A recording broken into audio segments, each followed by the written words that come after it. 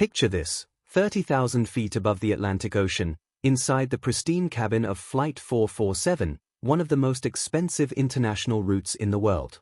What started as a routine boarding process was about to become a viral sensation that would teach the world a lesson about assumptions, privilege, and the true meaning of class. It was 2:47 p.m. when passengers began filing into the Boeing 777, each finding their designated spots in the carefully orchestrated dance of modern air travel. The first-class cabin gleamed with its leather seats, personal entertainment systems, and the subtle scent of expensive cologne mixed with fresh orchids placed strategically throughout the premium section. This wasn't just any flight, this was the flagship route of Atlas Airways, where a first-class ticket cost more than most people's monthly salary. Among the stream of business executives, celebrities trying to remain incognito behind oversized sunglasses, and old money families returning from European vacations, walked a young black teenager. 17 years old, wearing a simple gray hoodie, dark jeans, and carrying nothing but a modest backpack and his boarding pass. His name was Eli Carter, though nobody on that plane knew who he was, yet. Eli moved through the aisle with quiet confidence, his eyes scanning the seat numbers as he made his way forward. A 2. A 3. A 4. He was looking for A1, the most coveted seat on the entire aircraft. The throne of first class, as frequent flyers called it. Window seat, extra legroom, direct access to both the aisle and the exclusive first-class bar. It was the seat that CEOs fought over, that celebrities requested months in advance. But someone was already sitting in it. Victoria Pemberton Hayes, 43 years old, draped in a cream-colored Chanel suit that probably cost more than a car, had already made herself comfortable in seat 1A. Her Louis Vuitton carry-on was tucked neatly in the overhead compartment, her Hermes bag positioned precisely at her feet. She was scrolling through her phone with perfectly manicured nails, occasionally sipping from a glass of champagne that a flight attendant had already brought her. Eli stood in the aisle, checking his boarding pass again. 1A, he looked at the seat. 1A, he cleared his throat softly. "Excuse me," he said, his voice respectful but clear. "I believe you're in my seat." Victoria didn't even look up from her phone at first. When she finally did, her eyes traveled from his sneakers to his hoodie, pausing with barely concealed disdain at his youth, his skin color, his entire presence in what she clearly considered her domain. "There must be some mistake," she said, her voice dripping with the kind of condescension that only comes from a lifetime of never being told no. "This is first class." "Yes, I know," Eli replied, holding up his boarding pass. "My seat is 1A. Victoria laughed. Not a genuine laugh, but the kind of dismissive chuckle that was meant to make someone feel small. "Sweetheart, do you have any idea how much this seat costs? The airline must have made an error. Why don't you check with the flight attendant? I'm sure they'll help you find where you're supposed to be." The way she emphasized "supposed to be" wasn't lost on anyone within earshot. Several passengers had stopped their own settling-in process to watch the exchange. A businessman in 2B lowered his Financial Times. A young couple across the aisle exchanged uncomfortable glances. Someone, though it wasn't clear who at first, had started recording on their phone. Eli remained remarkably composed. There's no mistake. This is my seat. If you'd like, we can call the flight attendant to verify." Victoria's eyes narrowed. She shifted in the seat as if claiming it more firmly. "I've been flying first class for 20 years, young man. I know how these things work. Sometimes the airline overbooks, and they try to accommodate extra passengers. But I purchased this seat 3 months ago for a very important business meeting in London. So whatever arrangement you think you have, I'm afraid it's not going to work." A flight attendant, Nancy, who had been helping another passenger, noticed the gathering tension. She approached with a professional smile, though her eyes showed she'd dealt with this kind of situation before. "Is everything all right here?" Nancy asked. "No, everything is not all right," Victoria said before Eli could speak. "This young man seems to be confused about his seating assignment. Could you please help him find where he belongs?" Nancy looked at Eli's boarding pass, then at her tablet. Her fingers swiped across the screen, checking the manifest. "Mr. Carter, you are indeed assigned to seat 1A. She turned to Victoria. "May I see your boarding pass?" Victoria huffed, pulling out her phone. It's right here. 1AC? This is my seat. Nancy examined the digital boarding pass, her expression shifting slightly. I'm sorry, but this boarding pass is from last Tuesday's flight. Today is Thursday. It appears you may have the wrong date. The cabin fell silent. Victoria's face flushed red. That's impossible. Check again. Nancy checked again, her tablet confirming what she already knew. You're not on today's manifest at all. Mr. Carter here has the confirmed reservation for seat 1A on today's flight. This is ridiculous. Victoria's voice rose an octave. I demand to speak to a supervisor. This is completely unacceptable. Do you have any idea who I am? Who my father is? More phones came out. The whispers grew louder. Someone in business class had stood up to get a better view. I'll need you to vacate the seat, Nancy said, her voice still professional but firmer now. We need to prepare for departure. I'm not moving until a supervisor explains to me how this child, ended up with a first-class ticket that clearly belongs to someone else. This is discrimination, is what it is. Reverse discrimination. Eli, who had been standing patiently this entire time, finally spoke again. It's okay, he said to Nancy. I can wait. Let her speak to the supervisor. Nancy looked grateful for his patience but shook her head. No, Mr. Carter. You have the rightful claim to this seat. I'm going to have to insist you move while we sort this out. Victoria crossed her arms. I'm not moving. The supervisor, James Morrison, a man in his 50s with graying temples and the weathered look of someone who'd worked in aviation for decades, arrived within minutes. He'd been briefed by Nancy through her earpiece on the walkover. James began, I understand there's been some confusion, but our records are clear. You're not booked on this flight. You'll need to vacate the seat immediately so we can prepare for departure. This is outrageous. Victoria's voice carried through the entire first-class cabin and into business class. I've been a loyal customer of this airline for 2 decades. I spend hundreds of thousands of dollars a year flying with you. And you're going to humiliate me in front of everyone for what? To accommodate someone who clearly doesn't belong here. If you're watching this and want to hear more unbelievable stories like this one, make sure you hit that subscribe button and ring the notification bell so you never miss what happens next. The tension in the cabin was palpable. Every passenger was now fully invested in the drama unfolding before them.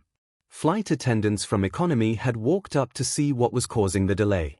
The pilot had been notified that there was a situation in first class.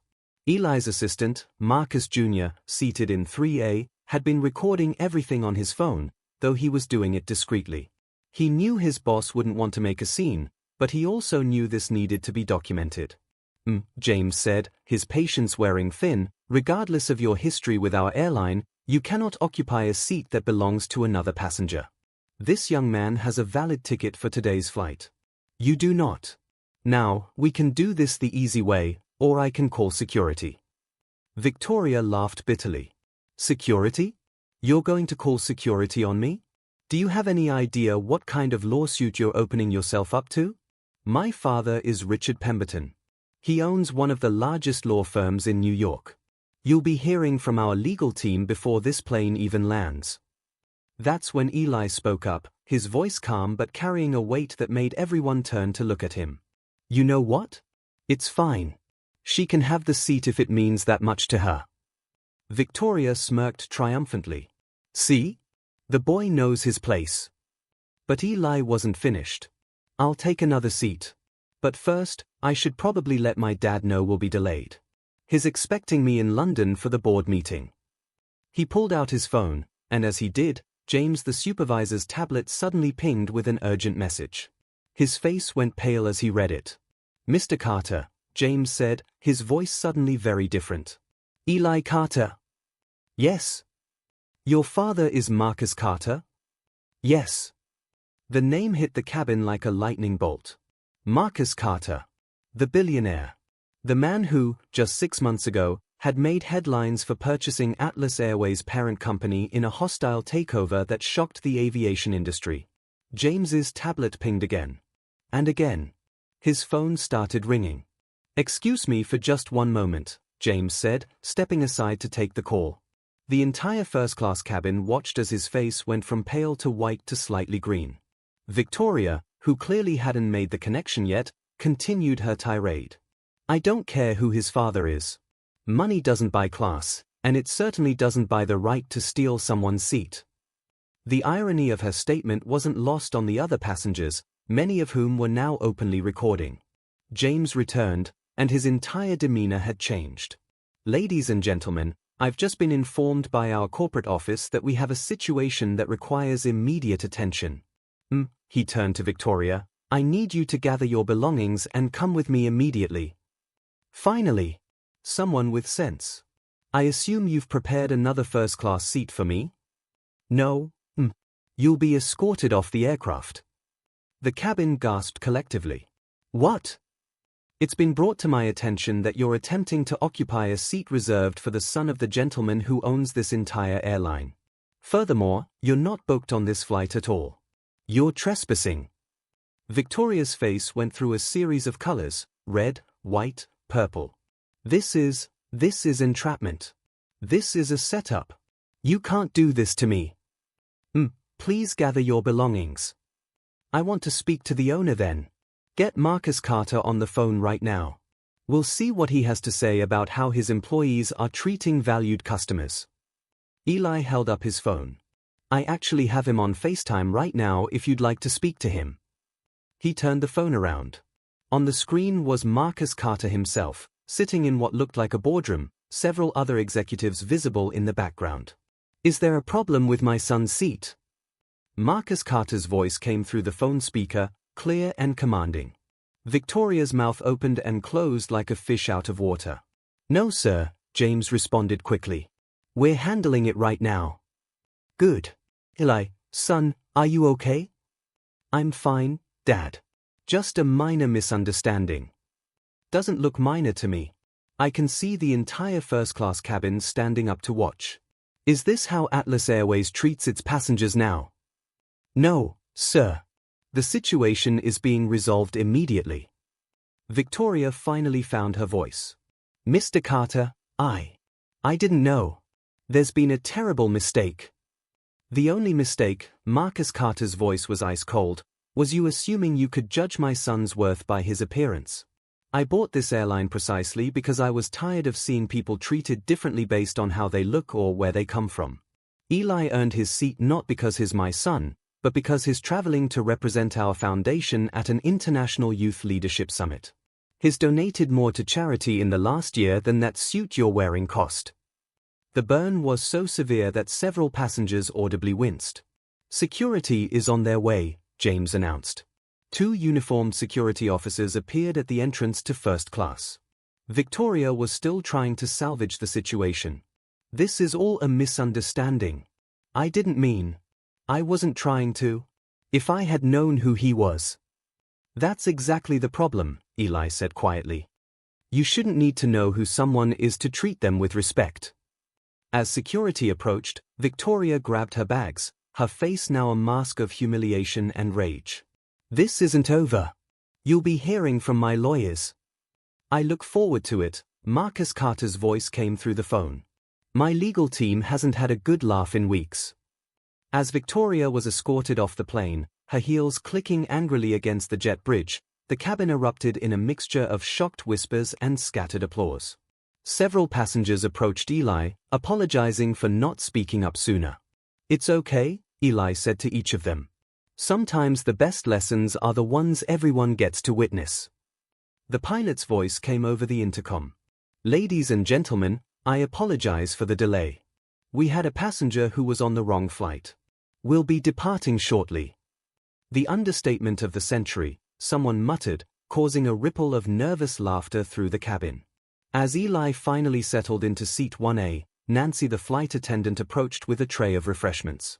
Mr. Carter, on behalf of the entire crew, I want to apologize for what just happened. No need to apologize, Eli said. You were just doing your job.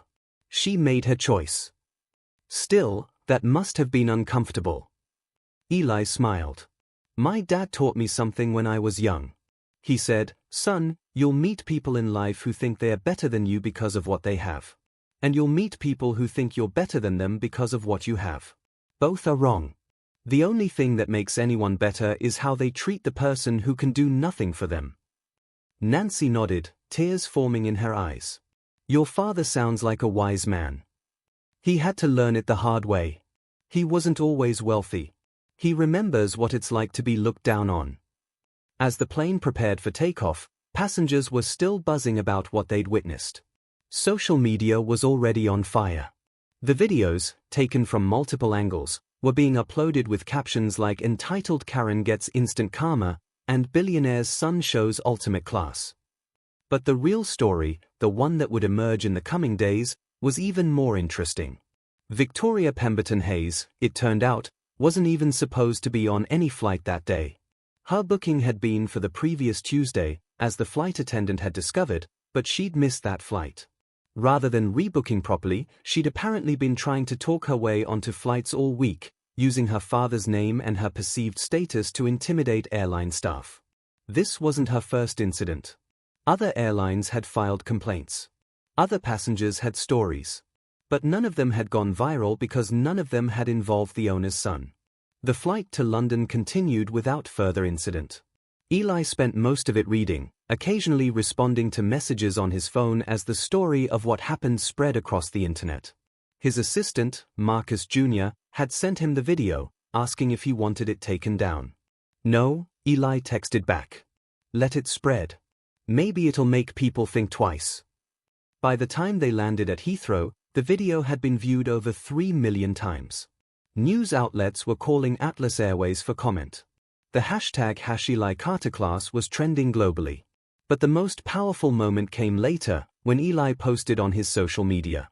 Today I was reminded that privilege isn't about money or status. It's about believing you're entitled to treat others as less than human. The lady on the flight wasn't wrong because she was wealthy. She was wrong because she assumed wealth gave her the right to be cruel. Kindness and class don't come from money, they come from how you treat people. Especially people you think can't do anything for you. P.S. She never did ask my name. She just assumed I didn't belong.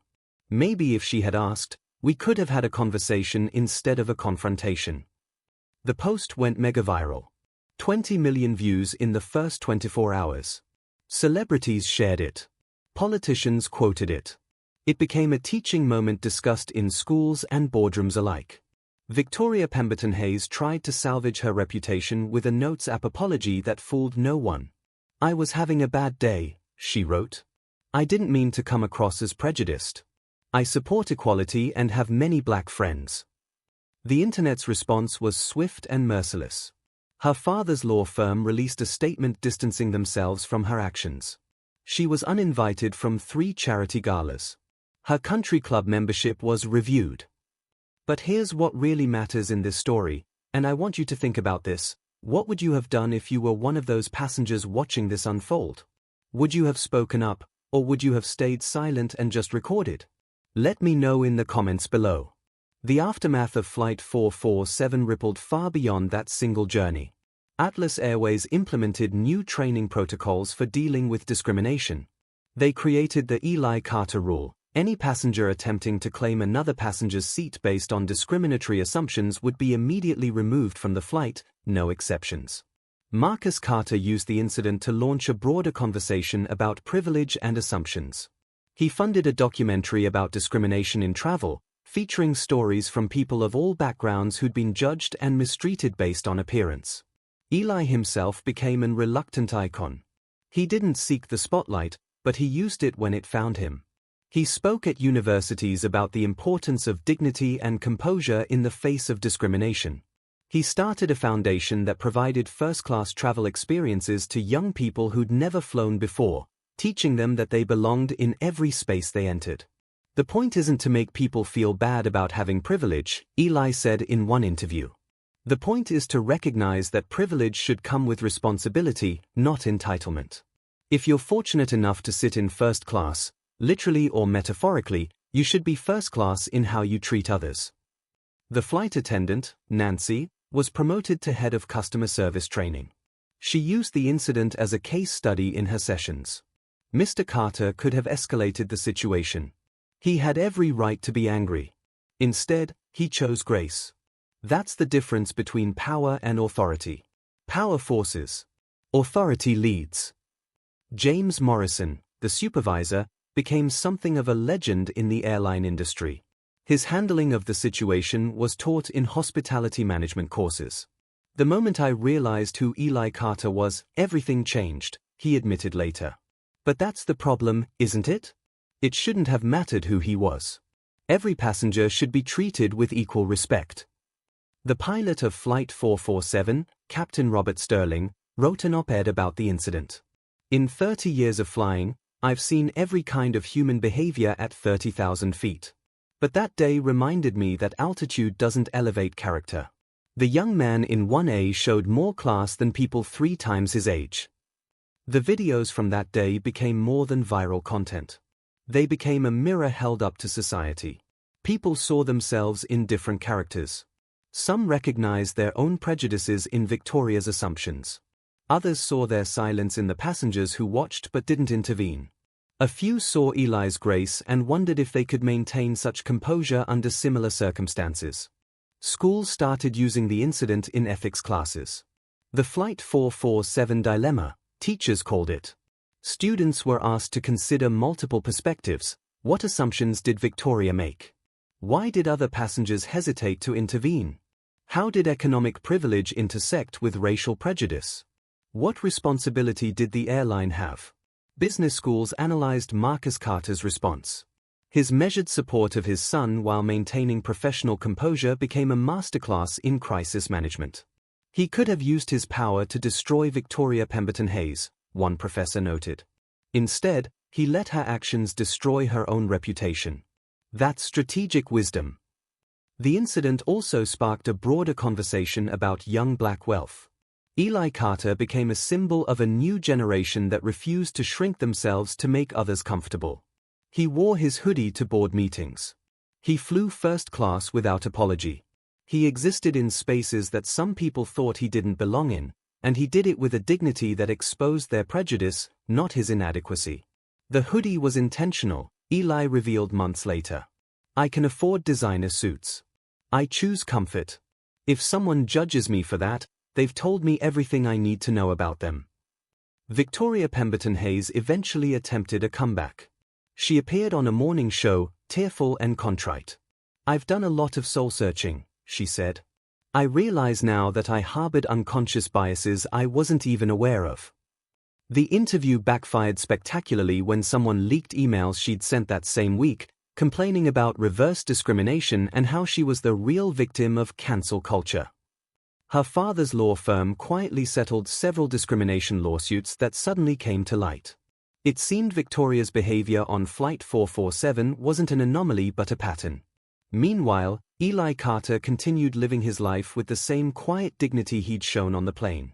He graduated from university with honors. He expanded his foundation. He occasionally flew commercial, always in the hoodie, always causing double takes from people who recognized him. I don't fly commercial to make a point, he explained.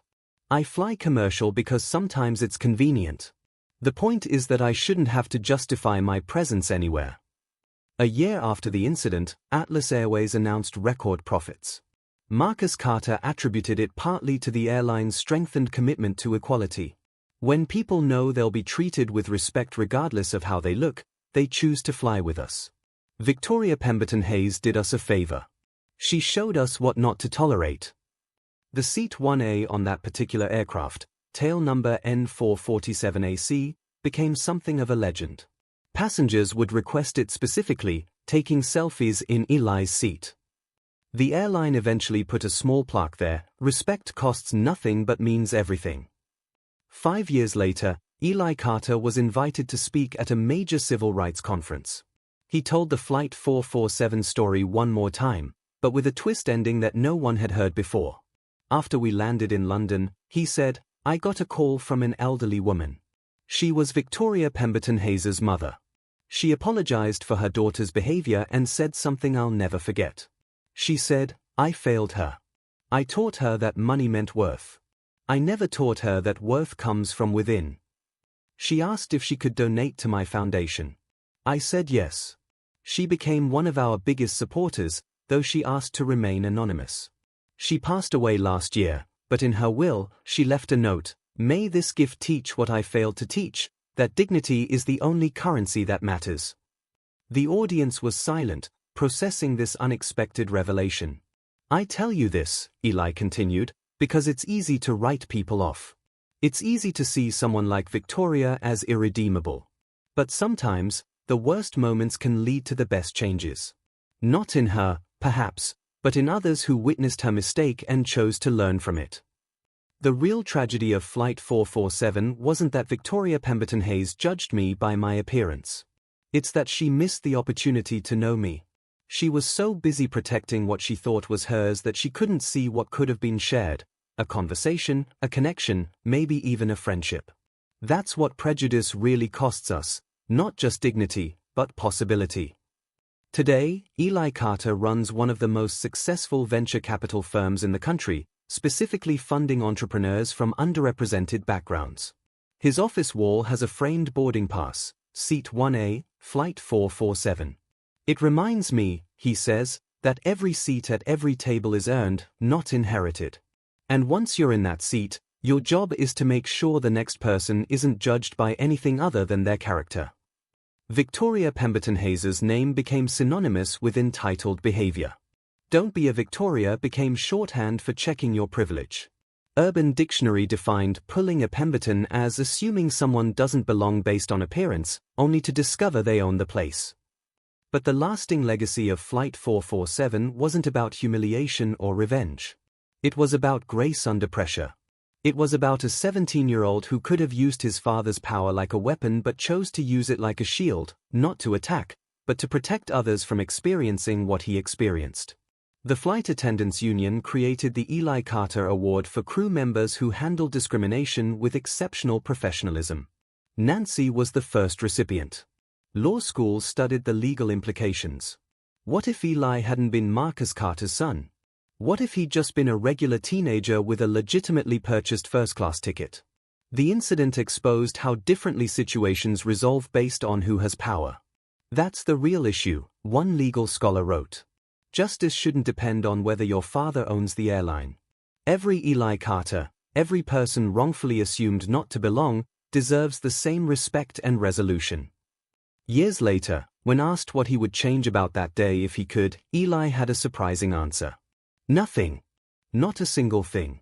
Because that moment didn't just change my life or Victoria's life. It changed thousands of lives. People who saw that video examined their own biases. Airlines changed their policies. Parents had conversations with their children about assumptions and respect. If I could go back and avoid the confrontation, all those positive changes might never have happened. Sometimes the most uncomfortable moments produce the most necessary growth. The story of Flight 447 became more than just a viral incident. It became a parable for modern times. It showed that privilege without perspective is poison. It demonstrated that grace under fire is more powerful than retaliation. It proved that sometimes, the universe provides exactly the right moment for exactly the right lesson. And perhaps most importantly, it reminded everyone that you never really know who you're talking to. The teenager in the hoodie might be a billionaire's son. The woman in designer clothes might be a fraud. The quiet person might have the most power. The loud person might have the most fear.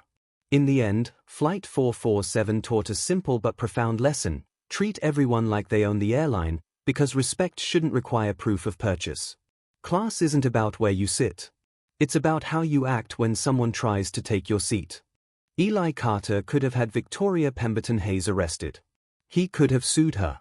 He could have destroyed her life with a single phone call. Instead, he let her destroy her own reputation while maintaining his dignity. That's not weakness. That's the ultimate power, the power to choose grace when you have every right to choose revenge. And that's why, years later, when people talk about Flight 447, they don't really talk about the entitled woman who got kicked off the plane. They talk about the young man who kept his cool. They talk about the lesson learned.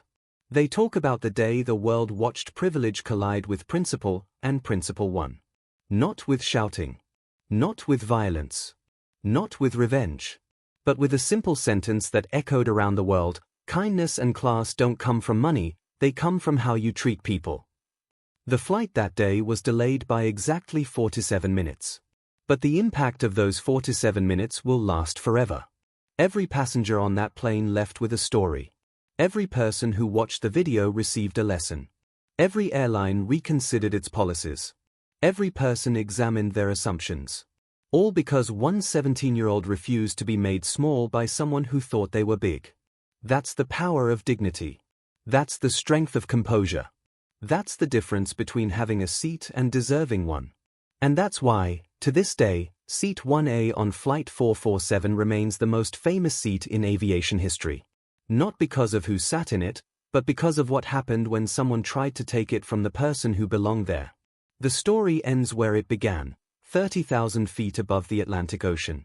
But this time, everyone knows exactly where they are supposed to be.